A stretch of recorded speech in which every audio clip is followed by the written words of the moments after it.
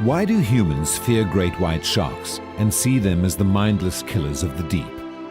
Why do many people all over the world fear to enter the waters of any ocean?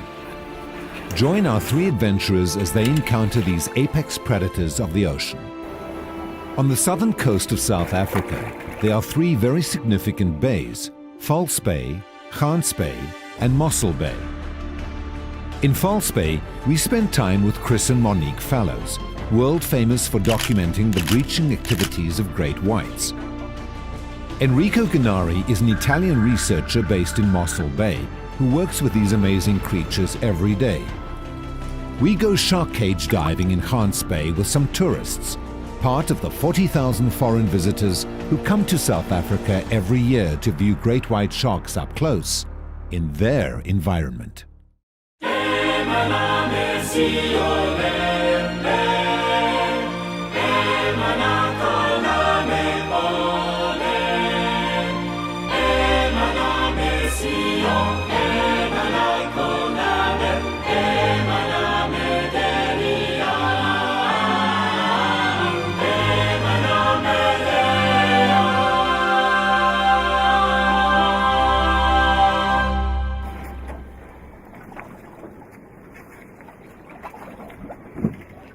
Chris Fallows is a famous wildlife photographer, naturalist and conservationist, best known for documenting breaching activities of South Africa's great white sharks.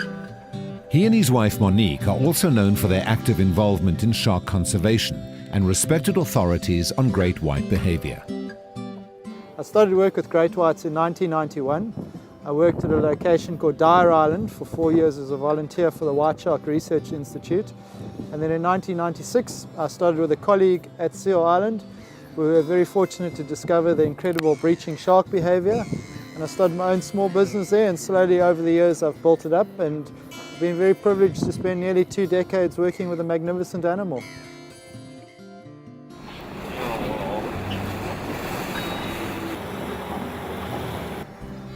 It's early morning as we head out with Apex Shark Expeditions towards the famous Seal Island in False Bay off the coast of Cape Town, South Africa. It's July, which means that it's midwinter in the Cape. There's no wind, but the air is cold. Soon we spot seals making their way toward the island after having been out for an early hunt, but these hunters also find themselves the hunted.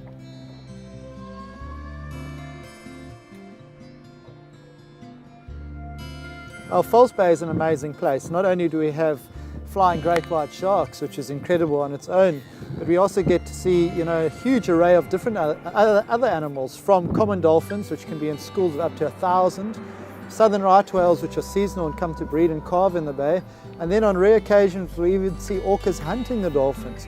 It's also got Africa's largest island-bound seal colony, a huge penguin colony at the boulders. So from a naturalist point of view, what more could you ask for? The hope of seeing breaching great white sharks is the main reason for which people set sail for Seal Island. Okay, if it does happen, there's no warning at all, so you need to be watching the decoy the entire time, okay? So even if you're getting bored and you think it's not going to happen, just keep watching because you don't want to miss it, alright? It can be 0.7 of a second, so it's very, very fast. In order to attract the sharks for observation purposes, the crew tows a decoy cut out of carpet material in the shape of a seal. While great white sharks also display breaching behaviors in other parts of the world, it would appear that they do so with greater intensity and regularity here at Seal Island.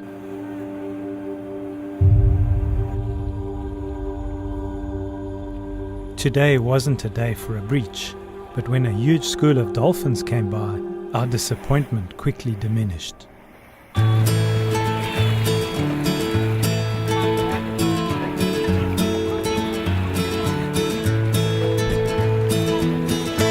So we've got about 500 common dolphin in front of us here, a species that we fairly regularly get in False Bay. They form these immense schools. They come in here to feed primarily on sardines and anchovy, and it's just an unbelievable sight. It's one of the true privileges that we have working out here in False Bay when we get to see these huge schools. You can see at the moment they're actually looking for bait fish. They're on a searching mission, going looking for prey, and probably in the next hour or two they'll form up into an even tighter knit unit and then be joined by the gannets and maybe even Brutus whales. and you might start seeing what we know as a bait ball, which is one of the spectacular things we have along our coast, particularly on the sardine run.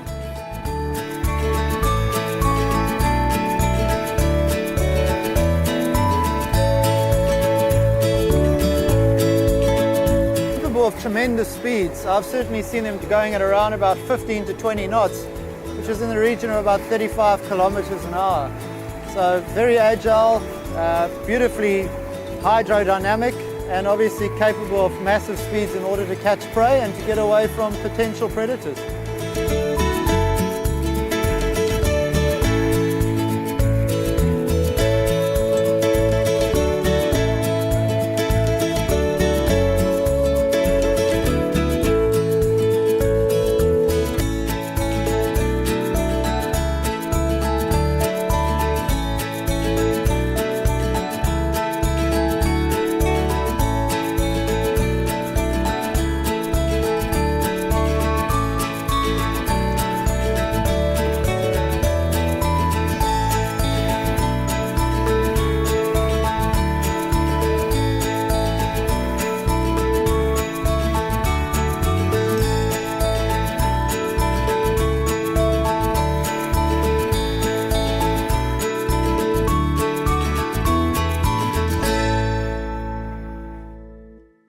Great white sharks congregate around Seal Island around April every year. And the reason they do that is they move from the inshore area where the summer migratory fish and sharks are that they feed on during the summer months. They move away from False Bay, and as such the white sharks have got just the seals to feed on.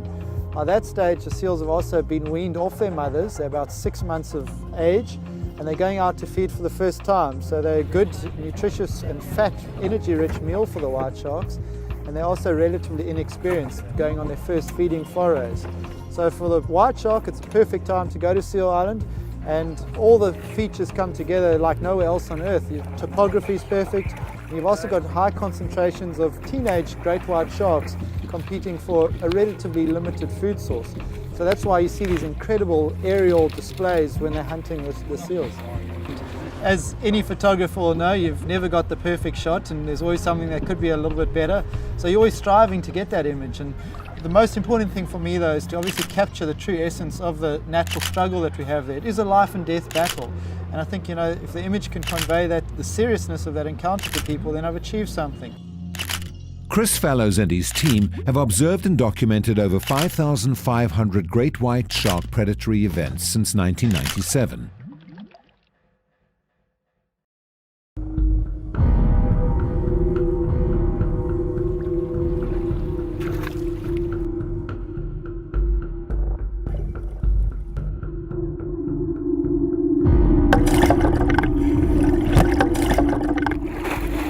The media has led us to believe that sharks are intentionally out to kill humans and are only to be feared. While it is tragic that sharks do kill, on average 5 to 6 people per year worldwide, albeit almost always unintentionally and in their own environment, human beings, on the other hand, invade the oceans and intentionally kill over 100 million sharks annually. Most are brutally finned alive and dumped back into the sea to die. The seaside town of Mossel Bay on the southern coast of South Africa is world-renowned for its great white sharks. Mossel Bay for control coming from Cheetah, over. Cheetah, good morning, send your message. Good morning, sir. Permission to leave the mooring and the harbor, over. That's all clear today. We'll look out for a fishing vessel entering port, over. Enrico Gennari is originally from Italy and came to South Africa in 2005. When he was a child, he watched a documentary about white sharks in South Africa and told his mother that that was what he wanted to do someday. He is currently doing his PhD on the physiology of white sharks. Along with 3 other people, he started a research institute in Mossel Bay. The wind is perfect for this condition. The wind is pushing the chum, which is the mix of fish products. It's gonna push the chum offshore. So it's perfect. So we're gonna have the island, our boat, and then the chum going offshore, which is the area where white shark patrol when they want to hunt seals. So the seal move out of the bay to feed, they come back, and then the shark are waiting for them. Chris, can you go a bit at 10 o'clock? When you see birds like those ones that are flying quite close to the water surface, and there is a bit of slick in the water, that might have been just a predation right now. So we're just going there to investigate and see what's about.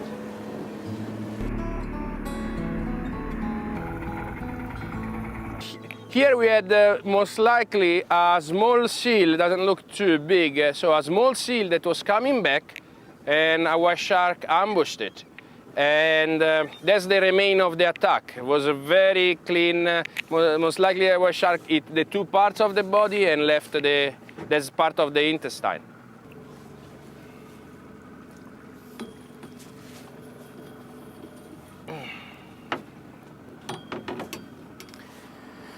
Okay, as you can see here, this is the intestine of a seal. It's very much similar to our one, mammals like us.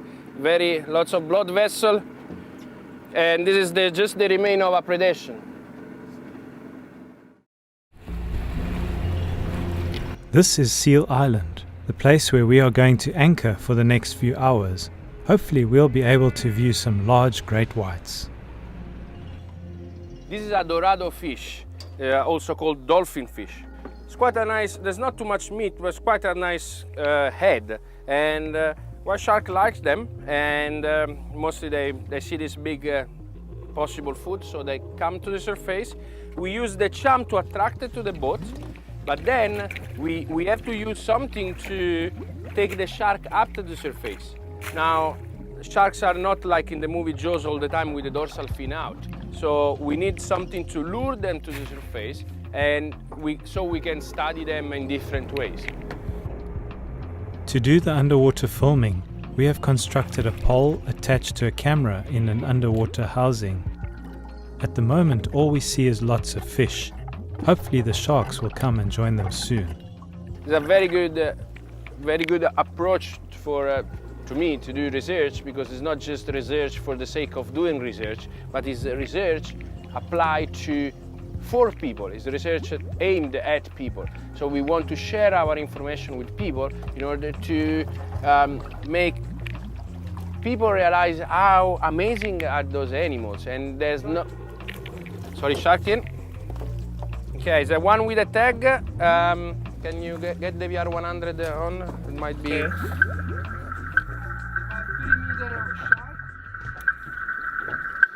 Okay, we might have a 3 and a 3.5 meter shark around.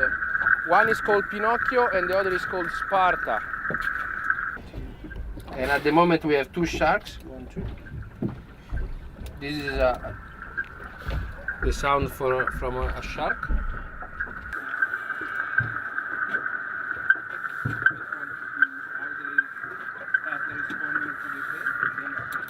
It's got a white on the nose.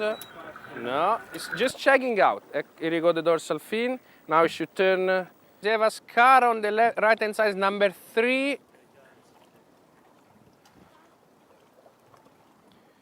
It's got a white on the dorsal fin, left hand side. This is the data sheet that gives us information about the shark. So we have the size of the shark in different categories, the gender, male and female. Here we have different markings on the dorsal fin, on the caudal fin, the number of photographs that Chris and Rob take, so we can, when we go back home, we can match them up with the data, and as well any markings here on the body of the shark is used to recognize them in the future over and over again, and these give us the opportunity to estimate the white shark population in this area. Now this bay is amazing also because we have sharks that stay in this bay in and out for over 7-8 months of the year, and then coming back the next year after year, and that's very fundamental for any kind of study on populations. So that's why it's a very important bay for white sharks. One of the best one in any part of the world. To date, the team from Oceans Research have tagged over 350 great white sharks. So for example, we had a shark that moved from Morsel Bay to Australia in only 3 months, 11,000 kilometers in only 3 months, almost in a straight line, using the the Earth magnetic field, using the current going in that direction. One shark put an end to our day's underwater filming when the sandpaper-like skin on its tail brushed against the front of the housing, scratching it badly. Fortunately, a local panel beating shop was able to buff and polish the housing, and once again it was as good as new. Here at the Mossel Bay Marine Lab, scientists aim to address critical questions required for the successful management and conservation of this very important apex predator.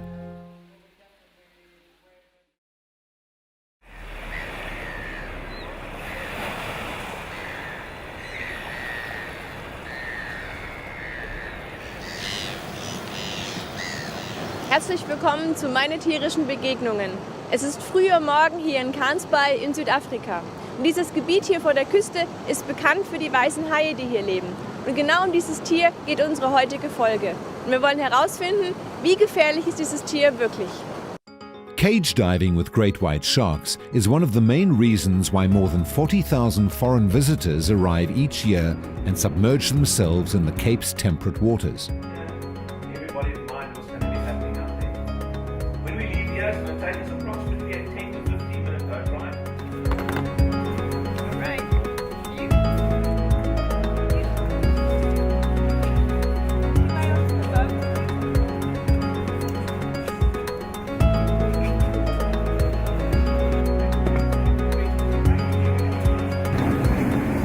Cage diving is a safe way to see these great sharks in their own environment, and for many people, it is a once-in-a-lifetime experience. Very important that everything remains inside the cage.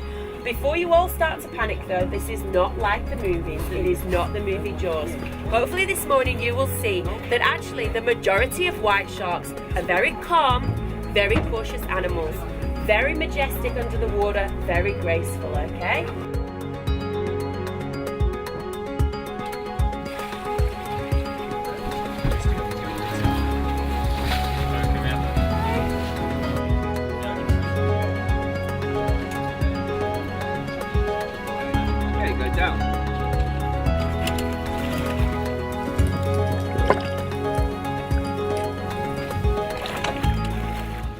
This area where we are here, Camps Bay or Klein Bay area, is the area in the world where you tend to find most white sharks throughout the year. There are other hotspots in the world off the coast of Australia, California, at certain times of the year of the islands of Guadalupe. So there are other areas in the world, but this is definitely what they call the white shark mecca of the world. Unfortunately, many people have a lot of misconceptions about these animals. They've unfortunately got a bad reputation from movies like Jaws and all that type of thing, portraying them to be mindless killing machines that just are out there just to kill everything in sight, which is a totally wrong perception of these animals. What you need to understand with white sharks are they're in their natural environment. They are predators, so yes, they do hunt, but they aren't these mindless killing machines made out by the media. If you take, for example, white shark attacks worldwide, or any predatory shark attack worldwide, if you look at the all recorded shark attacks, on average there are around about 5 to 6 deaths per year from shark attack. That's worldwide, and that's all species of predatory sharks. Now, if you compare that to any other animal out there, that is way down at the bottom of the list. I mean, many more people are killed by snakes, even by dogs, by mosquito bites, hippopotamus. I can go on forever with that. So unfortunately they've got this bad reputation. Oh! No! White sharks as well only really go for their natural prey. They don't target humans as food. The odd mistake is made, but when there is a white shark attack, on average it's just a bite and a release. It's very, very rare that there's a full consumption of a human being, and that just shows you that they've made a mistake, they've taken a bite, they realize it's not what they thought it was, and they move off. And also, fortunately, that does not happen that often. So Hopefully we are trying to educate people about these animals, that they are extremely necessary for the well-being of the oceans. They're right at the top of their food chain. And as you know, that in the oceans, when you start messing around with the food chain, especially when you take the predators out, everything below starts going out of balance, and the whole ecosystem and the marine environment starts changing for the worst. So hopefully people can get educated about what these animals are actually here for, to keep the balance in the oceans and for the well-being of the oceans as well. Unfortunately, white sharks are highly endangered, although they are protected in several countries, South Africa being the first to protect them in 1991. They are still being caught for their jaws and for their fins. Even in areas where they're protected, they are still being poached for their jaws, because a lot of money can be got for a white shark jaw on the black market, and also their fins are very valuable as well. And also because they're nomadic animals, they might be in a protected area. The moment they move out of a protected area, they're fair game and they can be caught as well. Fortunately, there are many more white shark documentaries being made about white sharks. And I think people are becoming more and more educated about what their purpose is, and hopefully perceptions are starting to change. And also with what we're doing here, although we come out here to do shark diving the white sharks, to show people these animals, hopefully even by doing this, we can change people's perceptions to see, number one, what amazing, majestic animals these are, and also to educate people that how important it is for the conservation not only of white sharks, but of all shark species, because many of the shark species are way down and are endangered nowadays. My perception of sharks has really changed. I have learned that we cannot base our opinions on what we are told from day to day. We need to be discerning when we engage with the media. I'm so glad that I had this face-to-face experience with sharks. Great white sharks are so calm and magnificent. Usually they appear extremely cautious. Each one has a different personality. Some are really bold, others are shy, and others are really laid back. Animals have individual personalities. Let's not forget that. I believe in a creator, God, that also created sharks. Obviously, for a perfect world, He did not create them to eat other creatures. That was a result of the effect of sin. God's original plan was for all of us to live together in peace and harmony. It was man's choice to sin, and now we bear all the consequences. Being respectful of each other can diminish the dangers with which we label each other.